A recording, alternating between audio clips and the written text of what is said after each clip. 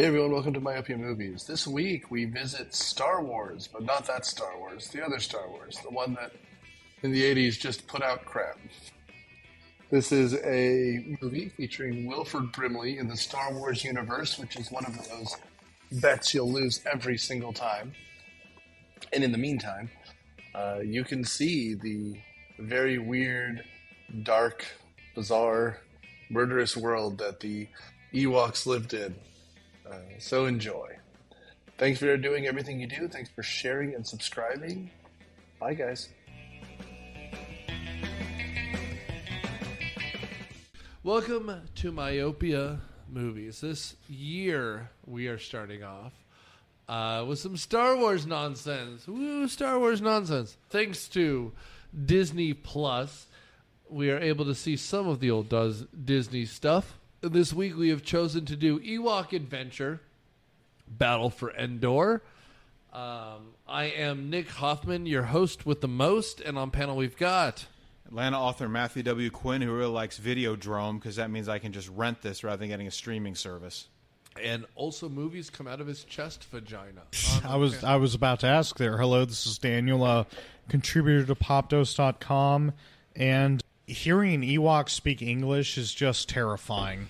I will say, though, at least there's no fucking subtitles like in Caravan of Courage. Maybe we could have done without subtitles, like Chewie's family in the holiday special.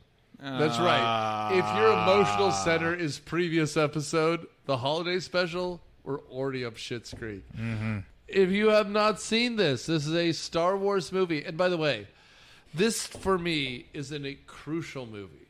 If you love Star Wars, and we all do here, I think all of us love the Star Wars universe. The what now? I know, I've never heard of it. This is, to me, one of the more important movies, and here's why. A lot of pretentious dickbags say, this is not a movie for children. Jedi is a legitimate religion. These are not kids' movies. This is not for silliness. This should be heavily interpreted. Fuck you, guy. Because a year after Return of the Jedi comes out, we have a movie called Caravan of Courage. If anything, these two movies remind us Star Wars is for kids. These are kids' movies, and this is the most kids' movie of all of this. If David the Gnome or the Rugrats showed up, we're in the exact same movie. Yeah. No, oh my God, this is a Wonderful World of Disney movie. It looks like it's filmed the same way. It looks like a Wonderful World of Disney movies, except it's a lot more violent. It looks like a Land of the Lost episode. And I'll tell you what, for both of you, A, you're right. But B, to Matt's point, there's goddamn commercial breaks. Like, yeah. It fades to black. Yeah, wasn't this a TV movie or something? This is a TV movie, and R.I.P., the late, great Wilfred Brimley is in this. God damn it! As at the age of 47, he showed up in Star Wars. By the way, I'm 37. In a decade, if I look as good as Wilfred, I'll take it. He looks like a reject Santa Claus. Bad Santa starring Wilfred Brimley. My God. Oh, that would have been an amazing movie, but NC-17, he's kicking the shit out of someone. You owe me money, goddammit! Like, it is so good. I love it. But like he kicks the shit out of the non-union Mexican equivalent of the Klingons in this one. Oh yeah. A labyrinth reject. This thing is something. Also, there's a prequel to this called Caravan of Courage, which is also on Disney Plus. You don't have to see it to get this movie. Don't you worry. I didn't get this movie at all. Yeah, because that first movie establishes who these people are and why they're on Endor. Yeah. Now we see the escape from Endor, at least the attempt, yeah, which ends very badly the first 5 minutes of the movie. Everyone dies. Yeah, so there's a dad played by Paul Gleason, and you know Paul Gleason if you don't know the name. He's the principal in The Breakfast Club. Yeah. Yes, that's where I knew him from. Jesus. He's also an executive in the original movie Arthur, the original Arthur. He's also in Trading Places as well. He's just, the blustery dean. You know, he's from Chug-a-Lug who hates Chug-a-Lug House. He'll kick the shit out of a teenager in a John Hughes movie. And he'll ventilate a bunch of space orcs with a blaster. He will indeed. You have, of course, the late, great Wilfred Brimley, who died in 2020, not from COVID, but from punching a revenuer, I assume, who has been in, as Matt... who did this remind you of, Matt? From previous episode, Hard Target. About halfway through the movie, he goes full Uncle Duvet. Go them all! Go them all! And he just kills everybody. I wish he had fed the Ewoks moonshine in this movie. Oh, go them all! Because he's still living the great mountain man life. Yeah. Maybe rabbit, I got something that'll make it run even faster. Or takes his whiskey and waterboards the witch. Also, he was in previous episode The Thing, and future episode China Syndrome, which is a movie I fucking love. I've seen probably 3 times, and it's a goddamn chocolate delight. I also believe he was in Cocoon, wasn't he? He was, which is an episode we have not done, but will do. And we're linking this, of course, to Warwick Davis in Willow. In Willow here playing Wicket. And I will say Warwick Davis is a goddamn treasure. He is in, of course, all those Leprechaun movies, of which we've also done one of. And in a movie that I don't want to do here, but I hate because I love the subject material. Unfortunately, Warwick Davis is often the best thing in movies I don't like. But he was in Ray, which is... but he was in Hitchhiker's Guide to the Galaxy, which is a movie that disappointed me supremely. Because I love those books, but it's not a great film. Here's your chance just to light it up then. Yeah, right. But regardless, Warwick Davis he steals the show. Him and Brimley are 2 dogs chewing on a bone over how good this movie could be. And then the rest of this is just, unfortunately, as I think Daniel put it, she's in a Star Wars movie. She's below Jake Lloyd. But the actress is Aubree Miller. This is literally the only thing she's in. And by the way, in case you're curious how important this movie is to life, if you look it up on IMDb, the picture is for the German version called Kampf der Emperor, which makes it sound like a concentration camp. So we're already in hot soup. Yeah, and for those of you who are really hardcore into the Star Wars expanded universe pre-Disney, they actually brought the character back as an adult in one of the later books. He was a journalist. Yeah. Oh, Sindel? Yeah, Sindel shows up starting in when they did the remasters in the late 90s, whatever that was. She is a journalist, which I don't remember. I don't remember her in those. She was in the books. She was an adult, and there was the stuff that takes place after the fall of the Empire. Because I don't remember Sindel in the late '90s special editions. No, I'm saying when those that's when the books came out that I'm talking about. Oh, right. Like so. I was wondering if she was like filming them pulling down the statue of Palpatine, the little camcorder. No. Maybe I misspoke, but like what we're talking about is what's the writer's name? Timothy Zahn. Zahn. Yeah. So in that era, which starts in 1995, I think that first book comes out. She exists in this world, and there was a whole thing to try to make her part of the canon. And by the way, the whole Disney thing, Timothy Zahn, you just need to keep paying him. Because he created all these things. He created the idea of Coruscant. He created a bunch of things. And I mean, I know Thrawn is coming back in that new trilogy, and I tried reading them, and they're fine. But, like, he created everything outside of the Skywalker universe, and they ripped him off because George Lucas, Stan Lee, all the credit away. And to me, like, that's the big thing here. Although, ironically, everyone else ripped this movie off. We'll get here, but since no one looks like they want to do the plot synopsis, I'll do one for once. All right. So the first movie is all about getting this family reunited. And this whole beautiful nuclear family is reunited for all of 75 seconds before everyone is fucking killed. And then this poor little 12-year-old, I mean, I'm sure she's actually like 8 in this movie. But She acts like she's 3. her Fitbit tells her family has died, which is awesome. And then Wicket is suddenly able to speak English. And if you haven't seen the first one has, speaking of our previous Christmas season, Boris Karloff is the narrator. And he's like, hey, kids, the Ewoks are telling her about the birds and the bees. Oh my god! And Wicket Sex just ad has the from worst Wicket. teeth imaginable on top of everything, and the way his jaw moves when he's talking. You're my friend. Friend. Yeah.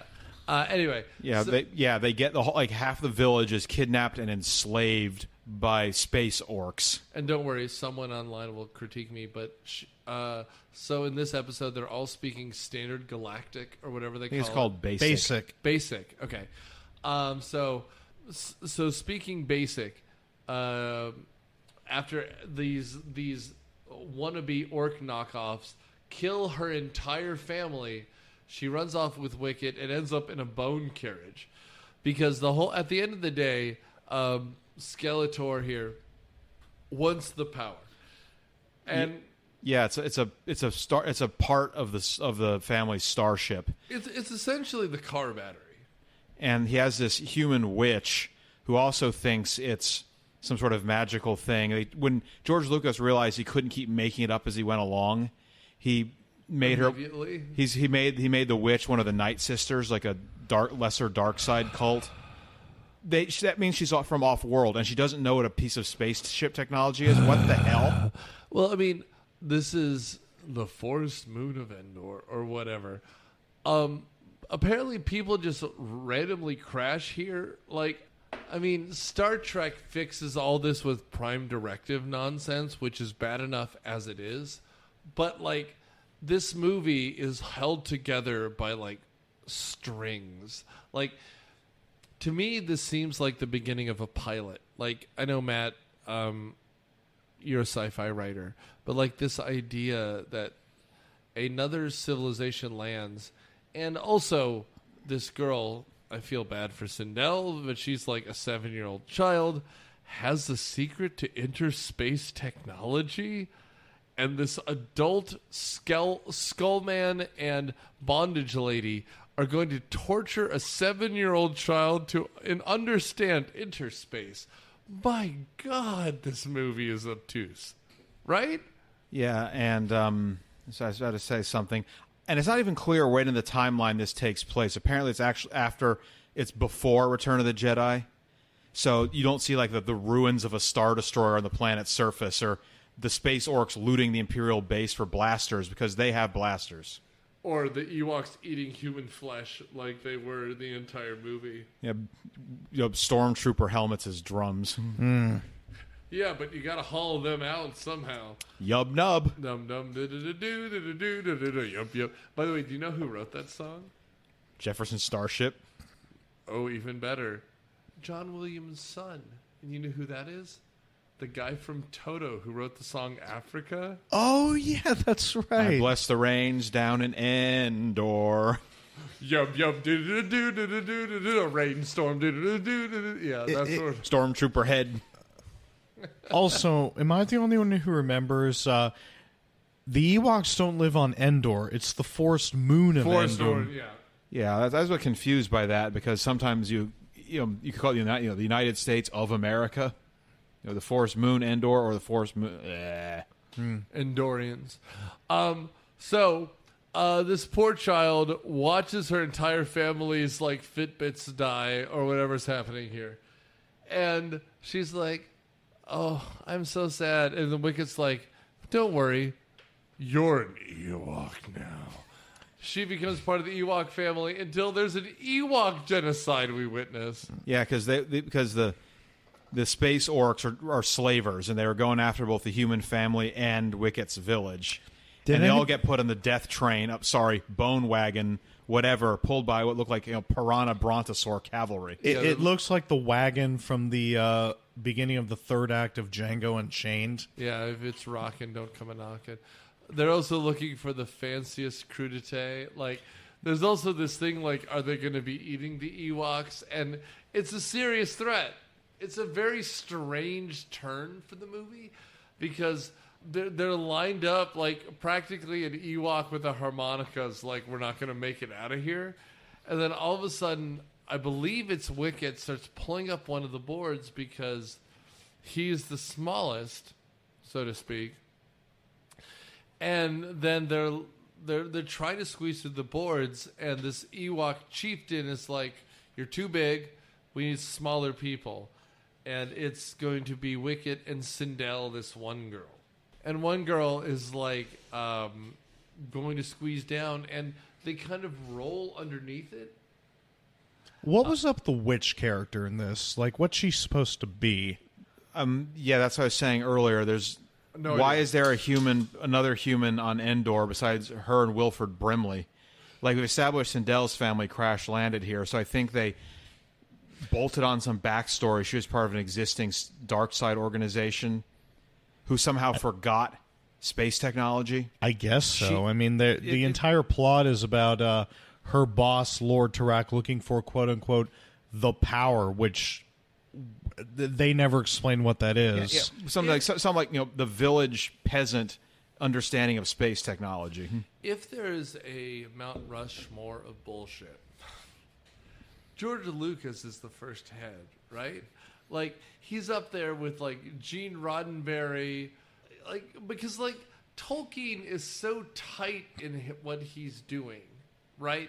But, like, Lucas is just like, hey, man, whatever. I like, that first one's good, but the rest is like, whatever. Because, like, tell me where else in the Star Wars universe other than Jedi people have magic. She just turns into a fucking crow.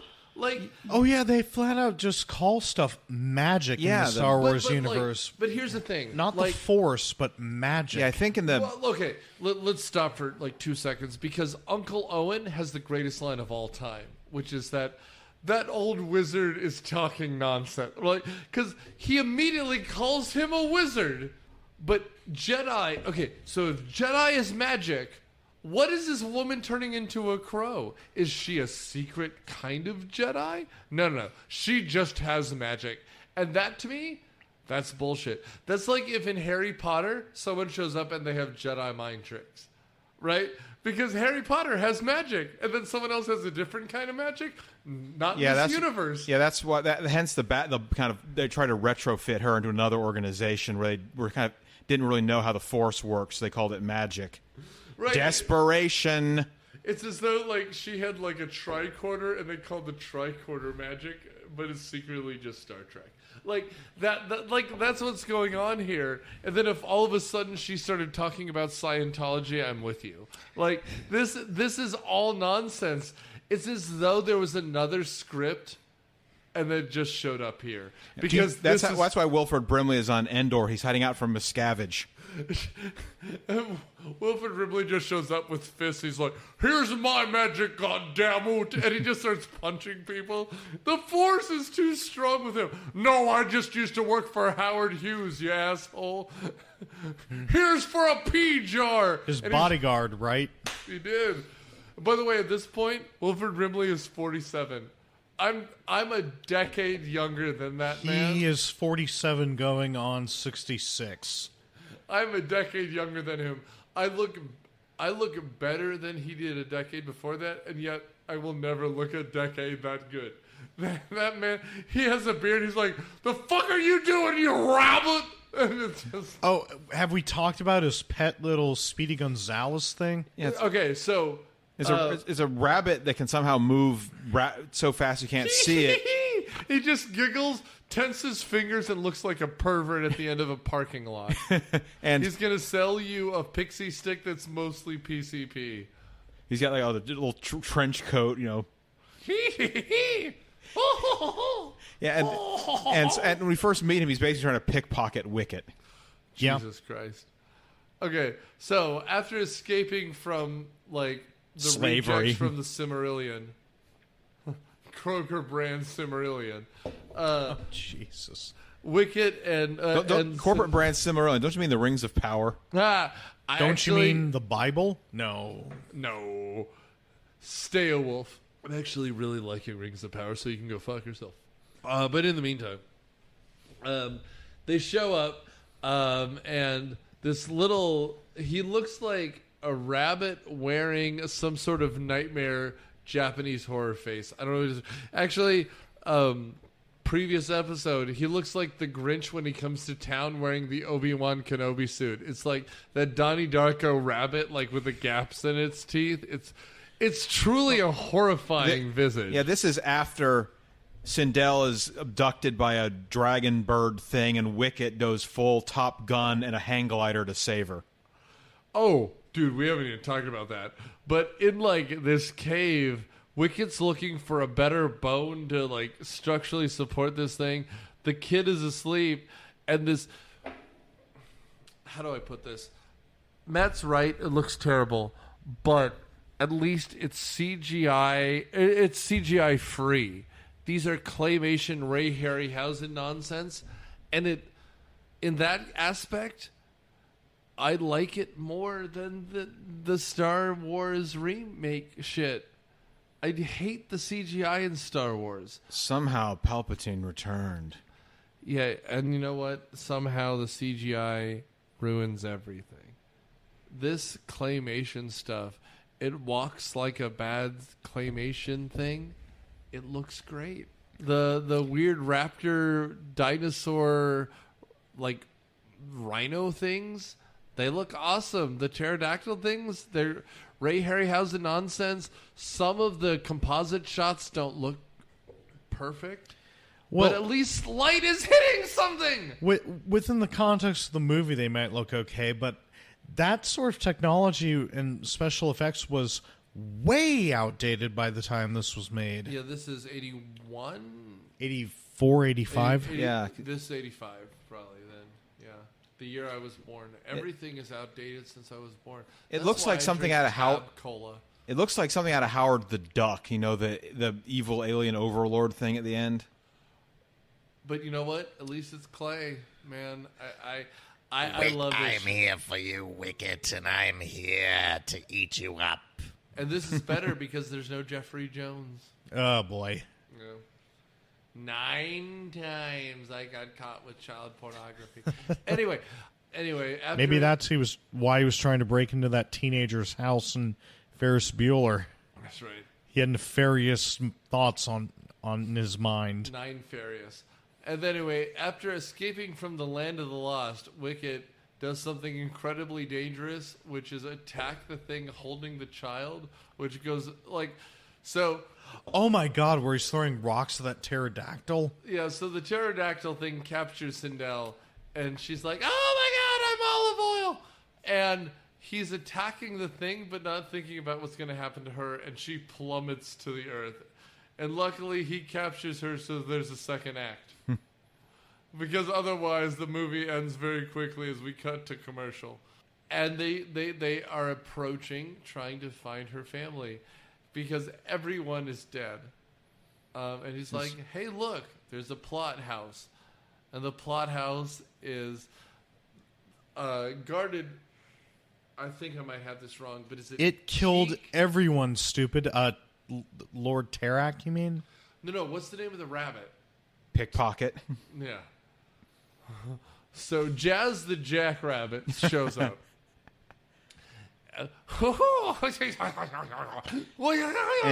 and he's some kind of pet belonging to Wilfred Brimley, who's just a cranky asshole of a man. So she's like, oh, this house is so nice. I bet you it's abandoned. And for like 75 seconds, it turns into Snow White. I'm going to just clean up this house because I'm a woman, and the only other woman in this movie is either dead or a witch, so I'm going to clean this house. Well, when they stumble on his hut initially, they think it's abandoned, and there's only a couple things that I think they found that were quote-unquote wrong. Yeah, major slovenly bachelor thing here. I said in my Twitter rant, at Matthew W. Quinn, that it's the junk lady from Labyrinth's vacation home. And it's just, it's just a fairly it's not even that disheveled. He just lives with this rabbit thing, hiding from what I assume are the revenuers. He's just like, they're coming after my whiskey, rabbit. And in the meantime, he's trying to desperately keep everyone else out because he's pissed off that rabbit brought someone else to his house. So the way this scene is set up is she's like, I'm hungry, cold, and annoyed. Why don't we clean up this house because no one lives here and make some dinner? And so they're cooking, Wicked's there, and then all of a sudden, surly Santa shows up with his little glasses, a big bushy beard, an amazing hat and vest, and welcome to this movie, Wilfred goddamn Brimley. Go them all. And he's like, God damn what? Oh, hey, Robin, why'd you let these revenuers into my house? They're going to task my moonshine. And we were cold and hungry. And they're like, get the fuck out of my house, you kids. They're just going to bring enemies into my house. And you just realize at one point the Brimley compound somewhere up in Montana had landmines and like booby traps, like right out of some defunct scout manual that like an asylum person wrote up. Like there's one of those like Looney Tunes like lassos that grab people by the ankles to then be eaten by bees. Like he's just like, you goddamn Robert, you let a stranger into my house. Yeah, it turns out he's like he crash landed on Endor probably decades ago, and he's turned the crash site into his own personal like sovereign citizen compound with those traps that end up coming in real handy later. Chekhov's punji pit. Why not? Can you imagine? I mean, already like Star Wars is like anti-military about Vietnam. Can you imagine if there was like a full-on like, all right, apocalypse now, but like Obi-Wan Kenobi, like, oh, the horror. Like, there's just punji pits. There's like some Chewbacca who's like, argh! He's a god, man. Like, oh god, full-on musical. I've got mixed feelings about this pitch here. On the one hand, a Star Wars musical. On the other hand, a Star Wars musical. On the other hand, the critic did it, but without Darth Vader. Oh, yes, the egg rolls in Marlon Brando's pants. At this point, we've been fully brought into Home Alone. In space. Right. But before Home Alone, like, he's like, all right, if you're going to make these muffins, I'm going to eat your muffins. Since when do muffins exist in the Star Wars universe? First of all, they're also not muffins. They're barely biscuits. But, like, secondly, like, Rabbit is, like, pocketing all of these muffins. And Wilfred Brimley's eating this, like, I mean, I called it my house beef bougie. It's just, like, booze, random meat, and, like, he's just eating out of a pot. He's like, I should use my good whiskey. Like, he's just, like, eating it by, like, the shovelful, knowing that, like, fast motion Rabbit, we haven't even talked about this, but Rabbit is, like, quick, like, but, like, the frame stops and it's a motion blur quick. Very strange in this movie. Meth Rabbit. But, like, but it's also... That's one of the other reasons it doesn't feel like Star Wars, because what other Star Wars characters have, like, superpowers? Because, like, that's the superpower. Besides the Jedi, I don't... But even the Jedi powers are slow-moving, right? Like, the Jedi jump, the Jedi moving, like, the Jedi, like, mind trick. Those are all slow things. Mind trickery. Doo. Sorry, Mintok, the mind taker. Dude, that would have been a great Jedi power. How did they never do it? A Star Wars? Well, a lot of reasons. That show. Don't watch Bird Girl. Not great. But it's not? C-. But the original Birdman, I still teach it sometimes. The Black Watch Platt episode. Choice. Fred Flintstone as Tony Soprano. The Jetsons episode's good, too. Anyway, at this point, we're trying to get the solar battery thing. And so the bad guys show back up, trying to get it from Wilfred Brimley, Sindel, and the girl. Yeah, the witch manages to... She's listening in to Sindel telling... I think his name is like Noah or something. Yes, Noah. That about the song her mom would sing to her. And the witch is listening in the form of a crow. Then she starts singing the song while magically disguised, I think, Sindel's mom. Right. Long enough to kidnap her and take her back to, budget Mordor. And then that's when Wilfred Brimley, opens up his trunk. He's got a blaster in there, and he goes full Uncle Duvet and starts pursuing. Complete with a bow and arrow and a rattlesnake that he bit the tail off of. Boy, this is such a weird movie, and I still don't understand why it exists. Of all the things in Star Wars that could have happened, why the Ewoks? Toys. Because, as I said at the beginning, we need to remember, hey, asshole with a neck beard, this is not about trying to say something philosophically and fuck you for Mary Janing anyone. This is about kids. That's it. Star Wars is about the most simple Joseph Campbell nonsense about the hero's journey. And so we're trying to remind you this is about toys and children. And we will get to the end whether or not recommend this, but if my child watched this, I wouldn't be upset. I will say though, this is a fucking brutal movie. There's a lot of grim death here. And it's not only grim death, it's a violent death. Well, it's the 80s. We had Nazis' faces melting off and a dude ripping a dude's heart out. Well, and by the way, to your point, this is Reagan's TV. You said, this should be a TV thing. This has commercial breaks. This was a TV thing. Those were actually commercial breaks. Yeah. Was it on ABC? Yes. Yeah. This is not Wide World of Disney yet, but this is still Disney. This is their time slot. This is, and it was a year after Caravan of Courage, because Caravan of Courage did so well. And they're like, fuck you, this is violent. This one is so violent. Again, we don't have many movies that we've ever talked about where a 7-year-old girl on her wrist is watching her family die. We get that here. So they're all dead, Wicked. That's what this watch told me. I'm going to wear it the whole time, though. My space Fitbit. And by the way, you'd think at the end, maybe, if you were directing this as a Disney movie today, it would have been shot. But, she was there near her mother or something. The thing was shot so it dies, so she takes it off. But in the end, her mother wasn't really dead. Right? Are you sure? This is a Disney movie. Dude, that's what I'm saying.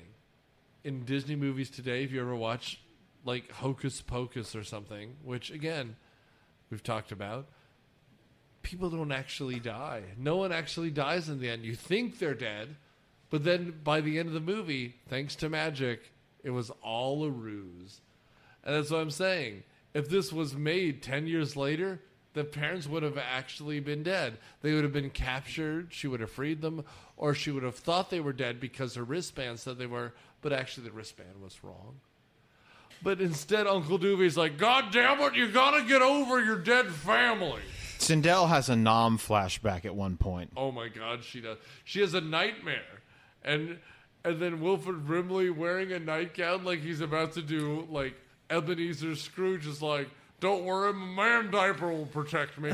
You poor child, I love you now. I'm going to comfort you in case the government comes and taxes my booze. It's very specific because he wants to hate her and his heart grows 3 sizes that day. which is like the Grinch but less erotic. And because he's not fantasizing about Christine Baranski the whole time. And then at the end, he's We don't also get him screaming about how he's feeling. I feel something for this poor girl, Rabbit. That's why I had to murder you. I'm sorry. And the rabbit's just dead. But in the meantime, God, at one point they kidnap her, which is really something. Somehow there's a horse on Endor. Which again, and the witch takes her off on the horse back to the King Tarek's goblin castle. We did Masters of the Universe. He-Man owes so much to this movie, which came out a year later. I can't even believe it. Because the whole time, Turok the Dinosaur Hunter is like, I want the power! And you're just like, what on earth? Like said, even Prince Adam would have said, hey, stop focusing on having the power. Come on, buddy. Prince Adam's like, can you tone it down a bit? I'm just a regular all-the-time prince and not some sort of heed man. Devil masculine. He-Man. He-Man. Watch YouTube Father and Son by Flight of the Conchords, or to Daniel, watch Zoolander if you haven't seen it. Don't watch Zoolander 2, though. That'll make you depressed. Zoolander helped us get through 9/11, I guess. Zoolander 2 helped us get through nothing! In the meantime, let's talk about the rest of this. Yeah, so meanwhile, they have... I think they've taken everyone hostage, and they're going to kill the Ewoks if Sindel doesn't help him figure out how to use the space energizer battery for whatever purpose some Iron Age warlord thinks it can do. Well, he thinks it can hop it back to his home planet, right? Well, they explain nothing. So yeah, because they had to retrofit some explanation later that he's an off-worlder as well. So why does he not know what a spaceship battery is? I mean, trying to wedge this into the Star Wars universe just makes things worse. Also, we should mention somewhere around here, Wilfred Brimley mentions that he had a buddy. There was they went joyriding when they were in their. Well, I was in my 20s or something. And before the revenuers were after Wilfred, they were running around just hanging out, and then. He doesn't know what Salak was. That his name? Something like that. Yeah, Belloc, right? Like we're in Raiders of the Lost Ark or something. But his other buddies, Steve, was running around, and there was a damaged warp core or something. They crash landed, and his buddy went looking for help, and later find his skeleton in the castle. Right. Found the help you don't want. But the whole thing is Wilfred's like, I think he'll be back one day, which is kind of the plot too. We're not really guided here. I guess that's fine. We don't know what's going on, but that will come up in the, like Matt said, the third act. So the whole thing is eventually, despite the fact that they escape from the pyramid and get to Wilfred Brimley, they wander off one day and are captured. They also see at one point Wilfred Brimley disappears every day. And we have no timeline on all of this, but at one point they're sick of staying back behind at his house, so they follow him to some sort of spaceship. And that's where we get the story that him and his buddy crash landed. But Wicket gets chopped up in some sort of, animal trap. And he's like, you're lucky it was that one. There are much worse traps out here. Oh, boy. Which means nothing because we never see any of them, even when the thing is attacked. But we get the feeling that Wilfred Brimley is trying to get off-world the whole time. And that's kind of his plot, too, which were never truly explained. I think the one piece he's missing is the space battery that Sindel's family ship had. So he's got to get it back from the space orcs. But we don't know what happened to his. Do we? I don't know if they ever said explicitly. I assume it got busted and they crashed. I mean, I guess that's fair. but we still don't really know what happened to him and his buddy, and that's why I think they find his buddy's skeleton handcuffed to a wall in the dungeon with the Ewoks. That was what the other prisoner was showing one of, not Tarek's men, but the wizard. Yes. Like, what would happen if they stayed down in the dungeon? Well, and that's the other thing. Like, this movie happening in the early 80s, like, occasionally it's filmed like the original Rambo movie. Like, there's a lot of, like, open fields and then horror happens. But it's just, there's no pacing. And yet, this is kind of the Star Wars movie that if I knew about, I just watch all the time. Like, it's, we'll get there, but it's kind of like I don't know about you guys, but like when I remember like the Nicktoon mornings, sure, there was a lot of like real monsters and Rocko's Modern Life, but there was also David the Gnome. And David the Gnome's where you take a late morning nap. That's what this is. This is David the Gnome. Oh, so this is one of those fever dreams you'd have. We've all been there. You know, you've taken 7 Benadryl because of hay fever, and then all of a sudden cartoons start, and you're just like, aren't you wicked? And you're just like, oh, and now I can speak. And you're just like, all right, Tea Party Wicked, tell me about the Ewoks. And he's like, well, one day Wilfred Brimley killed a bunch of orcs, and you're just like, go on. This movie is connected together as much as those 11 herbs and spices aren't MSG. Like, this is just... This is ordering off menu at a KFC. You're just like, I know what I'm going to get, I guess. I don't know what to make of it, and it's amazing. Where's the E.T. ripoff ride at Disney about the Ewok adventures? Jump, jump, do. Well, I mean, that's Captain EO. Or at Not least anymore. it was back It's in the closed. day. Oh, it's been closed for a while, I think. I saw it the last time. There Michael Jackson was. He was puppeteered by Geppetto. And he told us, you know what? Francis Ford Coppola may have made wine, but he also made shame.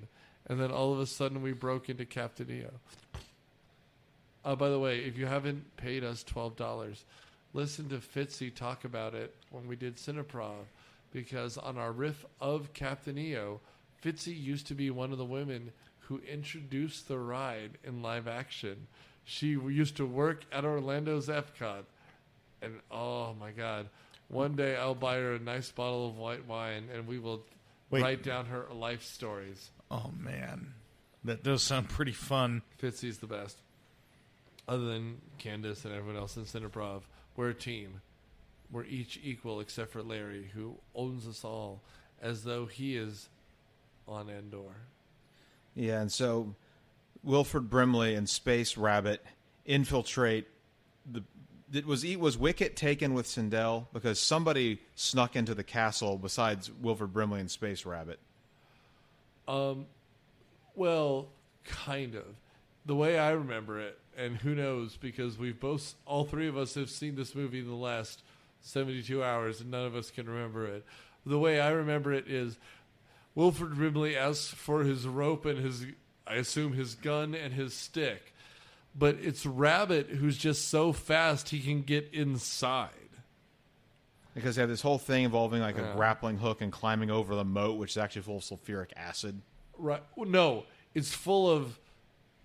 I think it's supposed to be a monster, but it actually bubbles like acid. Yeah, I think they eventually figured out some sort of shoehorn that it was a monster that generated acid or something like that. I mean, to be fair... Damage control time. Before this came out, this to me reminds me the most of Lord of the Rings of anything Star Wars ever did, because this is like the scene outside the Mines of Moria, which then also becomes very similar to Labyrinth, right? Like, it's just like, you know, there's an easy way in. Hey, Wicket, watch out! And then it's like something falls in and it bubbles like it's being eaten, and he's like, I told you goddamn teddy bear. But they then do like a grappling hook and they do a pulley system, and the girl and whatever get pulled up, and they're waiting for Wilfred Brimley as though some sort of Muppet could pull up the goddamn Wilfred Brimley, and this Gerblin is about to shoot down at him, and then Wicket pushes it into the like monster bit, right? And it eats him instead. Somehow, one of the monsters in this is Somehow defeated. the Emperor survived. Yes, and that's in the opening scroll. There isn't one in this, but somehow a claymation monster is defeated via Hotfoot. That's right. And then, meanwhile, somebody tricks two of the guards into shooting each other by planting a card in one of their sleeves. It looks like they're cheating at cards, which gives our heroes 2 more blasters. Which, I mean, hey, you got to do what you got to do. Yeah, and fucking at least here maybe the reason I like this is non-specialized, and I'll admit it. I've gotten the Harmy cut to watch movies, but like, you know what? Fuck it. The goddamn orc thing shot first. Who gives a shit? They actually died. There's claymation nonsense in this. Good work. I love it. I hate the fact that nowadays all Star Wars is CGI. This stuff is terrible, but light is hitting clay at least, and it looks great. This movie looks better than it deserves to, and I tip my cap to it. And so, like you guys were talking about, Rabbit puts a card up the dude's sleeve so they shoot each other, and these 2 men in costumes die. And you know what? Looks great. Anyway, go ahead. Yeah, and then they break the Ewoks out of the dungeon, and the witch, because Tarek put her in the dungeon too, I think he's got sick of her. She's like trying to get Wilfred Brimley let her out too, and Sindel's like, no, she's evil. But you know what? She's right. Fuck her. And by the way, we don't know how she's in jail either. I think Tarek was sick of her not being able to figure out the space battery. Well, sure. But there's a lot of nonsense here, which to me says, kids movie. She's a bad person. Put her in jail. Should we free her? And she's like, no! Which is a weird turn for this movie. But you know what? For one, Sindel made the right choice. At least she wasn't around to put the moves on Wilfred Brimley. It's probably the first time he's seen another adult human in 50 years. Goddamn, it gets lonely with the Ewok. And Rabbit. Gets tired of Rabbit sometimes. We all do. So small. Goddamn, he over too quick. At the end of the day, there's a fight. And I gotta say, we're not going to do it. I could talk about this fight for an hour. Wilfred Brimley beats the shit out of a dude. And the dude has a sword. He has a stick with the face of a fox in it. And they just go at it. Is there a choreographer directing this fight? Nope. They're just 2 guys fighting with sticks. Yeah, and it's amazing. Because the Marauders pursue them into the woods and attack the spaceship, and they just shred them with blasters. But Tarek takes Sindel hostage to get the power core, and so Wilfred Brimley challenged him to a straight-up honor duel, and they fight. After being unable to strip the copper from the house, we have a hobo fight. And the best part of it is Wilfred Brimley is going at it like gangbusters. At one point, the bad guy's sword cuts through a sapling, and they're in the same part of, I guess, Sequoia National Park or whatever, where they did the Ewok stuff. So there are these big trees, and we see the sword cut through one of them. But otherwise, it's just Wilfred Brimley with like a walking stick against a dull sword. And it goes on for 7 hours, and it's amazing. It's truly great. And I guess at the end, when Wilfred Brimley dies and gets crucified and torn apart, like in Braveheart, we're all... No, dude, of course Wilfred Brimley wins. You're like, God damn it, I swear I'm going to get to the Salisbury steak on the Blueberry Special. He fights like a man... mildly possessed. Yeah. The lowest tier of possessed. And destroys the witch's ring, which Tarek is wearing as some kind of battle ornament, which traps her as the form of a crow forever. Did you recognize Tarok? Did anybody? The dinosaur hunter? Not Turok, Tarok, the villain here. Was he a prominent actor? It's Lurch from the Addams Family. Yeah, it's he has an impossible Dutch name, which I'm going to get wrong. But yes, he's very good in this. It's like Carel Struycken. Yes. Yeah. I mean, again, it's, I guess nowadays, if we remade this, which they won't, it's Doug Jones type. Like, he just has a distinctive, like, angular body type that works for something like this, and he can grunt like Frank Welker, so we're good. I'm surprised Doug Jones has never been in a Star Wars movie. The Shape of Star Wars. Why not? I mean, Rey having sex with... Fishman. Yeah, there you go. Sal Fishman. I don't know. I like... And anyway, at the end of this, they yub-nub and we get out of here. Eventually, Wilfred Brimley, Noah, gets the Star Wars ship running after killing everyone and getting everyone free. Wicket stays behind. Rabbit stays behind. And she, I guess, ends up on Coruscant as a journalist, which lasts until she ends up on Twitter and says something offensive against Palpatine and then gets kicked off and gets canceled. Yeah. I don't know. What do you guys think? Final thoughts. Oh boy, this conversation went quicker than this movie. This was bad. I don't know why everybody... how do I put this? Star Wars these days is just a brand that's been stretched too thin. There's a lot of good stuff in it. There's a lot of bad stuff in it.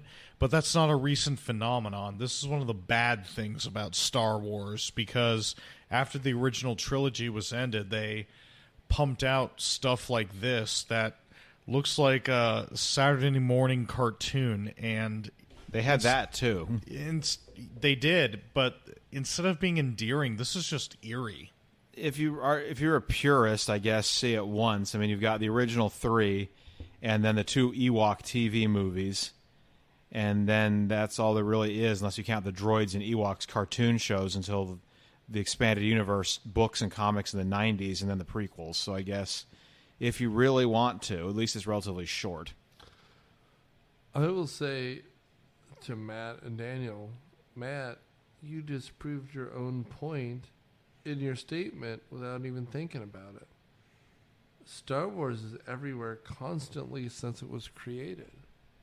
Like, I bet you right now, as we're listening to this in January, pour yourself an eggnog or a drink and just look up Star Wars toys. I bet you could find an hour-long Kenner commercial length thing. To me, the most important thing about this, if you're watching it in the tune of the original trilogy is supposed to be interpreted as blah, this just reminds you, from the beginning, this is a property for children. Like, will somebody please think of the children? Okay, Miss Piggy. I didn't hate this in the way that Daniel did. I thought this was fine. I thought it was indifferent. And by the way, there's if you're watching me on Letterboxd, there's an automatic star whenever Wilfred Brimley shows up, and he here fucking brings it. Like, he's from a different movie. Like, if this was anyone else from the same age, if it was like Ruck, if it was like from Ferris Bueller, just like a dude is just like, I'm sorry you there, Ewoks, I don't know what's wrong here. It's different. He shows up like with guns, blades, like, what the fuck are you doing in my house? And you're just like, all right then, Wilfred. But could you not break the puppet in half when you're talking to it? Because it is a kid's thing. If you haven't seen this though, like, yeah, Daniel's right. It's not Star Wars in like a capital S or a W, but like, I'd say you gotta see this, like, because it puts us back in our place. The original trilogy is a masterpiece, and we can all debate, and one day we will, which is the best of the original 3. But when people were pissed off that, like, Jar Jar Binks showed up, or in the new trilogy, when BB-88 showed up, you guys are missing the point. This has always been for kids. You're just an adult who liked it when they were a kid and just wish it meant more in the future. And then fuck you, because you're missing the point of art. Good art should be for everyone. And is this garbage? Yeah, it is. But guess what? Sometimes you need that. I don't hate this. I don't think it's great by any means. But if you're supposed to be a Star Wars purist who loves everything, you got to tell me that this... Are you going to tell me that this is worse than the last Skywalker? I'd rewatch this before I watch Last Skywalker. You mean The Rise of Skywalker? Yeah, whatever the fucking last one was. I hate that movie. Somehow Palpatine returned. I think this is probably, better than the prequel trilogy. I don't know where I'd put it among those, but of those three movies, this is definitely better than the second one. I don't know if it's better than the first or the third one, but goddamn Wilfred Brimley. Anyway, despite all of that, we are somehow out of time. Who knew? Who knew after me getting so impassioned by this? Anyway, next week we're going from Star Wars, which is one of my favorite sci-fi fantasy series, to one of my other favorite sci-fi fantasy series, because we're going to do Out of the Vault, X-Files, Fight the Future. Oh, there you go. And here I will say, if you haven't heard that episode before, because it's been behind the paywall forever, that's a movie that all of us really liked. So watch that one before, X-Files Fight the Future. However, the week after that, we're going to be a sparkly, brand new episode on an atrocious movie, X-Files I Want to Believe. Watch both of them because I have to. Fight the Future, thumbs up. Across the board, a lot of fun. My wife had never seen an X-Files things before that and enjoyed that movie because it's good. I Want to Believe. Ooh. You know how sometimes you read the Cliff Notes for something and then you get a C- on the paper? They read the Cliff Notes for about, say, a pedophile priest book. They read the Cliff Notes for a Silence of the Lambs ripoff. They read Cliff Notes for anything with X-Files. And then at the end of the day, they crushed a bug under their shoe. And so, as we run out of time, thanks for listening, guys. Please share. And you know what? It's still January. A new year, a new you, a new everything. And so while everything's new, share us with your friends. Get us some reviews. And keep our numbers up. Everything old is new again. Thanks, guys.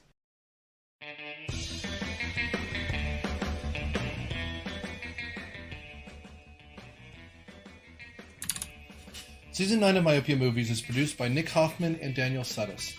It is hosted by Nick Hoffman and stars Daniel Sudis and Matt Quinn.